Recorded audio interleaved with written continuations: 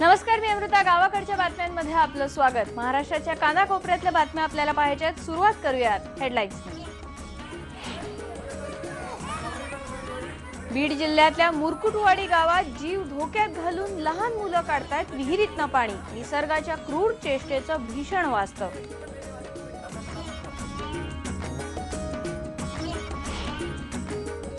गडचिरोली जिल्ह्यात आरोग्य सेवेचे वाजले 3:13. 2 लहान बाळं दगावल्यानंतर आता सिरोंचा ग्रामीण रुग्णालयात प्रसूती शस्त्रक्रिया न झाल्याने पोटातच दगावलं आणखीन एक बाळ.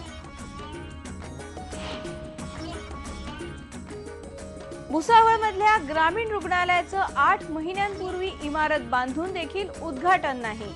उद्घाटनाअभावी गावकरी आरोग्य सेवेपासून वंचित.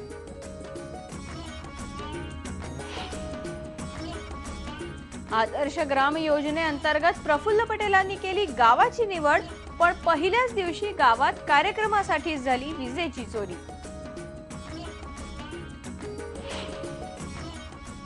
अमरावतीच्या तपोवनात लहानगीवर अत्याचार. अजून 30 ते 35 मुलींवर अत्याचार झाल्याचं पोलीस तपासात उघड.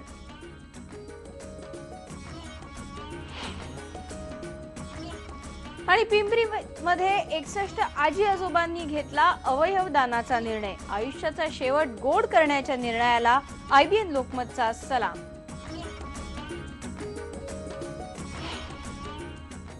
असं म्हणतात पाणी हे जीवन आहे, पण बीड जिल्ह्यामध्ये पाण्याच्या एका हंड्यासाठी हेच जीवन धोक्यात घालावं लागतंय. जीव धोक्यात घालून लहान मुलं विहिरीत उतरतायत आणि ती देखील पायऱ्यांनी नाही, तर या लहान मुलांच्या अंगाला दोर बांधून त्यांना या विहिरीत सोडण्यात येत आहे. बीड जिल्ह्यातल्या परळीजवळ मुरकुटवाडी नावाचं हे गाव आहे आणि तिथे हा प्रकार घडतोय. या गावामध्ये एकच सार्वजनिक विहीर आहे आणि या विहिरीतनं पाण्याचा एक हंडा बाहेर काढण्यासाठी गावकऱ्यांना आपल्या मुलांचं आयुष्य धोक्यात घालावं लागतंय. ही विहीर तब्बल 60 फूट खोल आहे.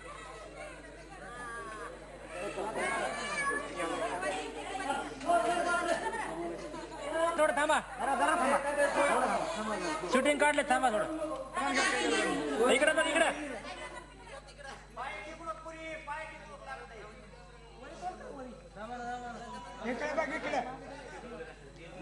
60 फूट खोल अशी ही विहीर आहे आणि या विहिरीमध्ये लहान मुलांना दोर बांधून आतमध्ये सोडलं जातं. पाण्याच्या एकेका हंड्यासाठी ही जीवघेणी कसरत सुरू आहे. ही मुलं पाणी भरतात आणि तसंच दोर बांधून त्यांना पुन्हा वर ओढून घेण्यात येतं.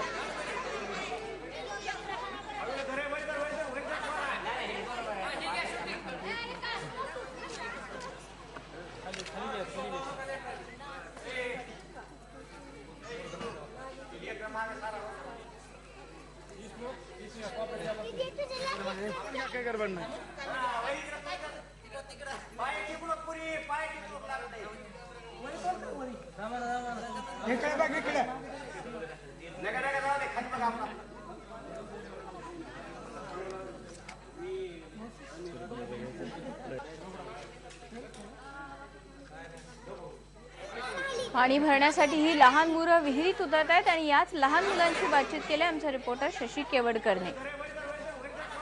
बीड जिल्ह्यामध्ये दुष्काळाची भयानता मोठ्या प्रमाणावर दिसत आहे. आपण सध्या मुरकुटवाडी या गावामध्ये आहोत, ज्या गावामध्ये 5 ते 6 वर्षाची मुलगी हे दोरखंडानं विहिरीमध्ये जाते आणि त्याच्यातून विहिरीत उतरून पाणी भरून परत दोरखंडानं वर येते. आपण त्या मुलीशी बोलूया. बाळा, तुला हे सगळं करत भीती वाटत नाही का? नाही, नाविलाज आहे ना. कशामुळे या गावामध्ये दुसरी तुला पाण्याची सोय नाही?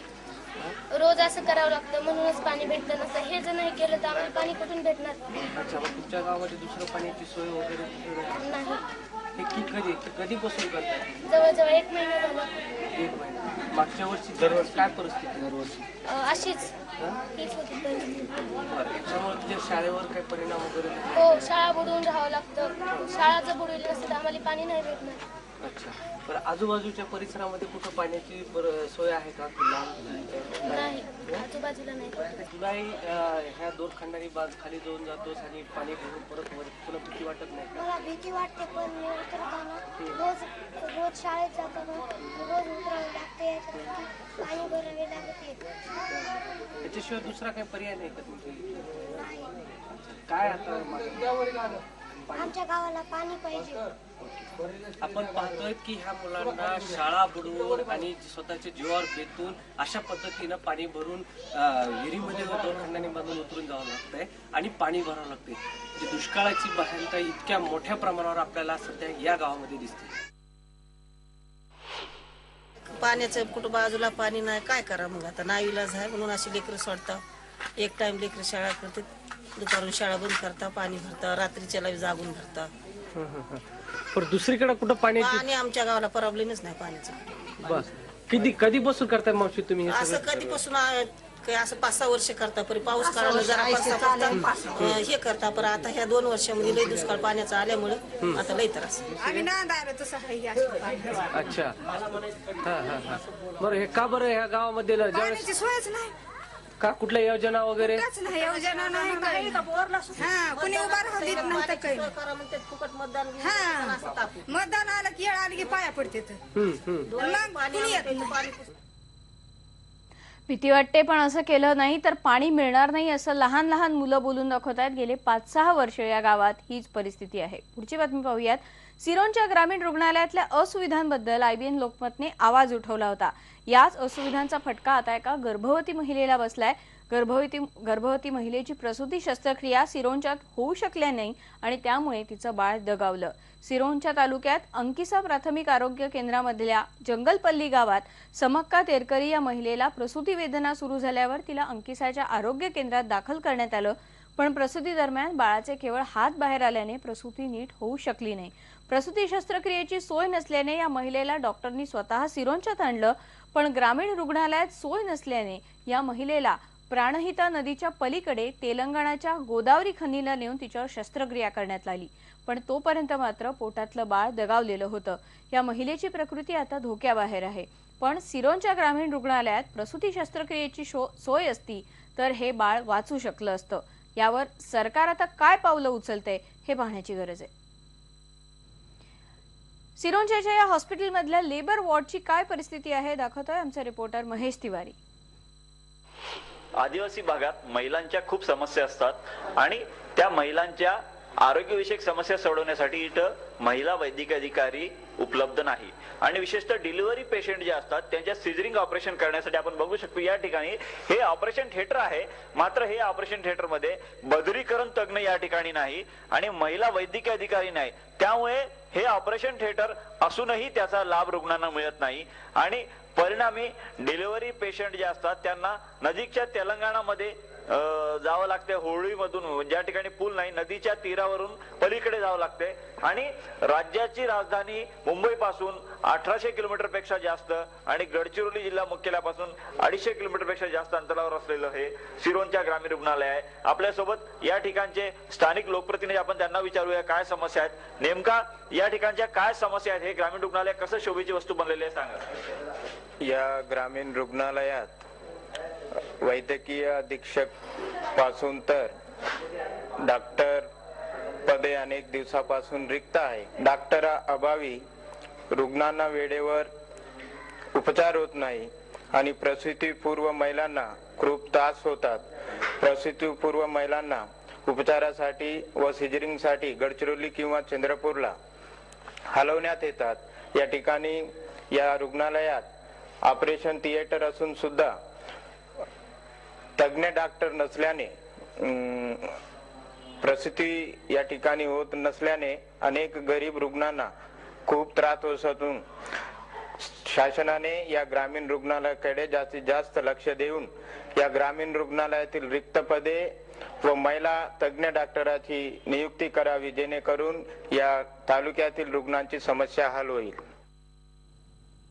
फक्त गडचिरोलीमध्येच आरोग्य सेवेच्या अडचणी आहेत असं नाही तर भुसावळमधल्या एका गावामध्ये ग्रामीण रुग्णालयाचं उद्घाटनच झालेलं नाही आणि त्यामुळे गावकरी अडचणीत आलेले आहेत.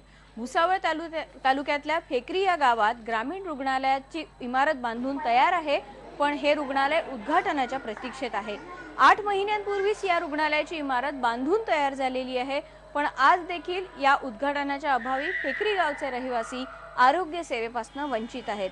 हे गाव महामार्गावर असल्याने गावकऱ्यांना आरोग्य सेवेकरता त्वरित सुविधा व्हायची पण महामार्ग हा दुसऱ्या बाजूने गेल्याने आणि महामार्गामधला रेल्वे गेट हे कायमचं बंद झाल्याने भुसावळ शहरात 4 ते 5 किलोमीटर फिरून जावं लागतंय। त्यामुळे रुग्णांना प्राथमिक उपचार मिळायला विलंब होतोय। त्यामुळे जिल्हा परिषदेने प्राथमिक आरोग्य उपकेंद्र गावामध्ये उभारलेलं आहे।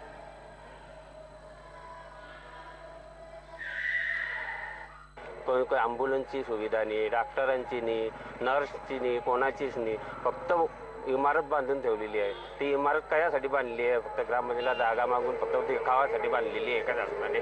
काय केलेलं आहे? फिक्रीला जे प्राथमिक उपकेंद्र आरोग्य केंद्र सुरू झालेलं आहे, सुरू झालेलं म्हणण्यापेक्षा बांधून ठेवलेलं आहे आणि जवळजवळ 15 लाख रुपयाचं इस्टिमेट असलेलं ते प्राथमिक आरोग्य केंद्र आहे।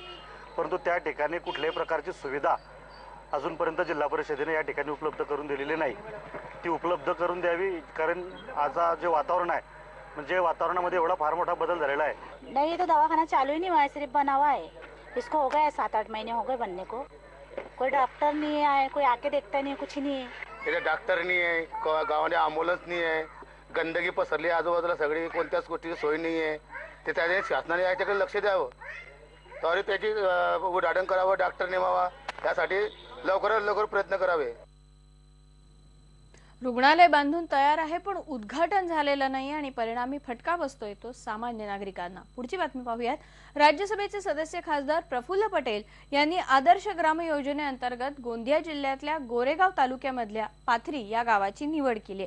या गावात जाऊन आदर्श गाव बनवण्यासाठीच्या कामाला त्यांनी सुरुवात केली, पण आदर्श गाव घडवताना पहिल्याच दिवशी गावकऱ्यांनी याच कार्यक्रमासाठी विजेची चोरी केल्याने पटेलांच्या या सांसद आदर्श ग्राम योजनेच्या स्वप्नांना गावकरी किती खरे उतरतायत आणि किती प्रतिसाद देतायत हे पाहणं उत्सुकतेचं ठरणार आहे।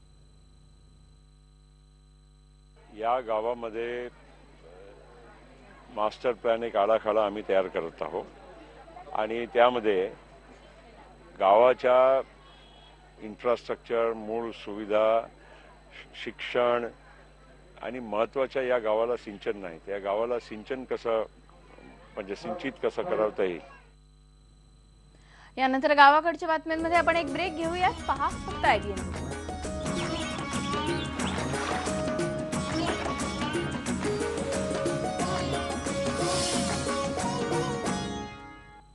जवखेड हत्याकांड प्रकरणातला आरोपी दिलीप जाधव याच्या पोलीस कोठडीमध्ये 1 जानेवारीपर्यंतची वाढ करण्यात आली आहे। या हत्याकांडाचे तीव्र पडसाद राज्यभरात उमटले होते।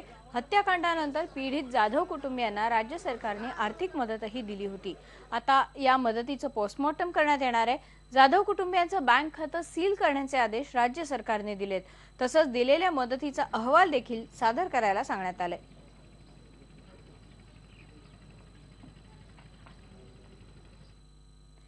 तपोवनातल्या एका 14 वर्षांच्या लहान मुलीवरती तिथल्याच एका कर्मचाऱ्याने अत्याचार केल्याची घटना उघडकीला आलेली आहे। इथल्या 2 मुलींवर अत्याचार झालेत तर 30 ते 35 मुलींचं लैंगिक शोषण झाल्याचं पोलीस तपासात उघड झालंय। या प्रकरणी पोलिसांनी इथले पदच्युत सेक्रेटरी श्रीराम गोसावी याचा मुलगा अजिंक्य याला अटक केली। आतापर्यंत 4 आरोपींना अटक केलेली आहे। आताच जस्ट 2 दिवसापूर्वी आणखी एक गुन्हा दाखल करण्यात आला, ज्यामध्ये IPC 354D आणि सेक्शन 12 पोक्सो ऍक्ट नुसार त्या ठिकाणी काम करणारे जे सेक्रेटरी आहेत श्रीराम गोसावी यांचा मुलगा अजिंक्य उर्फ सोनू याला त्यामध्ये अटक करण्यात आलेली आहे। यांनी त्या संबंधित मुलीला अश्लील मेसेजेस दिलेले आहेत। सिंधुदुर्गातल्या वैभववाडीमध्ये वणव्यामुळे ऊसाची शेती जळून खाक झाली। अचानक लागलेल्या या आगीमुळे 35 एकर ऊसमळा अक्षरशः भस्मसात झालाय। काल संध्याकाळच्या सुमारास वैभववाडी तालुक्यातल्या आर्चिने या गावात ही घटना घडलेली आहे। या वणव्यात 7 शेतकऱ्यांचं हजारो रुपयांचं नुकसान झालंय। एवढी मोठी हानी होऊन देखील कृषी विभागाकडनं एकही अधिकारी दखल घ्यायला न आल्याने शेतकरी संतापले। यानंतर गावाकडच्या बातम्यांमध्ये वेळ झाली का ब्रेकची आणि ब्रेक नंतर आपण पाहणार आहोत पिंपरीमध्ये 61 आजी आजोबांनी घेतला अवयव दानाचा निर्णय।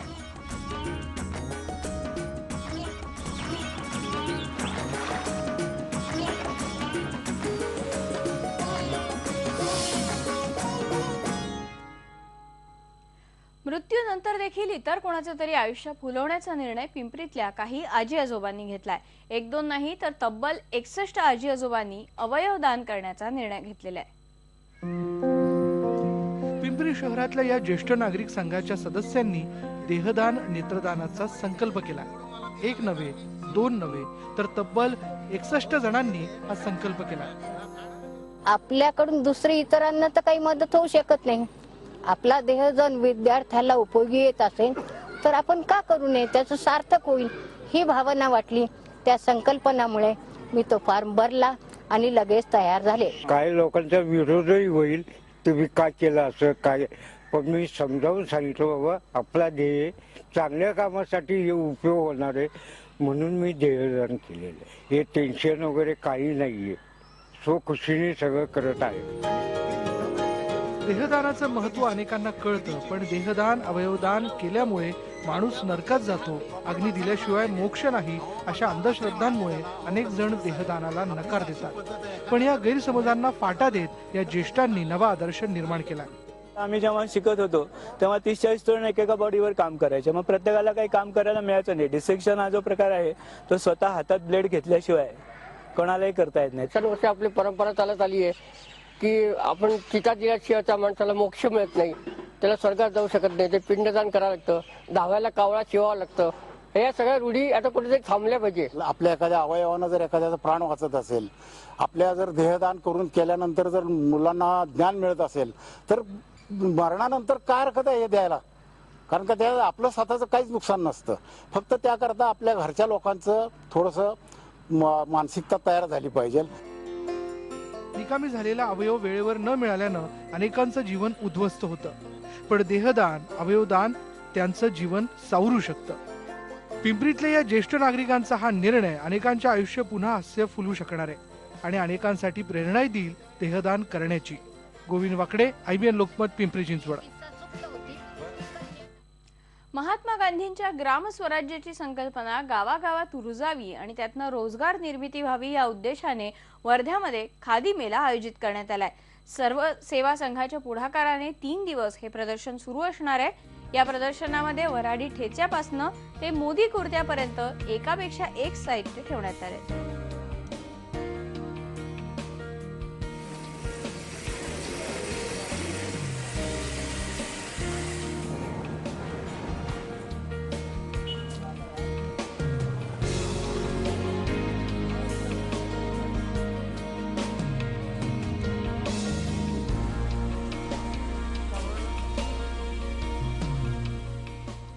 आणि या बातमीसोबतच गावाकडच्या बातम्यांमध्ये आपण इथेच थांबूयात. पहा फक्त IBN लोकमत.